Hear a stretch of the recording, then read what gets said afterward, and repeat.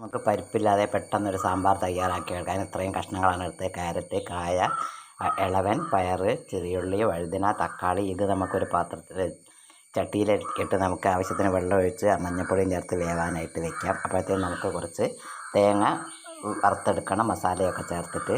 അതിന് തന്നെ നമുക്ക് കഷ്ണങ്ങൾ വേവിക്കാം.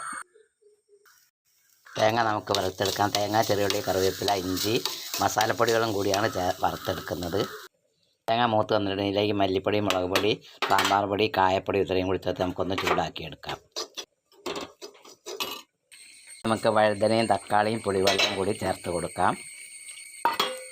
കഷ്ണങ്ങൾ വേകുമ്പോഴത്തേക്കും നമുക്ക് അരപ്പ് തയ്യാറാക്കി കൊണ്ടുവരാം. സാമ്പാറിലേക്കുള്ള കഷ്ണങ്ങളൊക്കെ വെന്ത് വന്നു കഴിഞ്ഞാൽ അരപ്പ് ചേർത്ത് കൊടുക്കാം. അല്പം തിളച്ച വെള്ളം കൂടി നമുക്ക് ഒഴിച്ച് കൊടുക്കണം.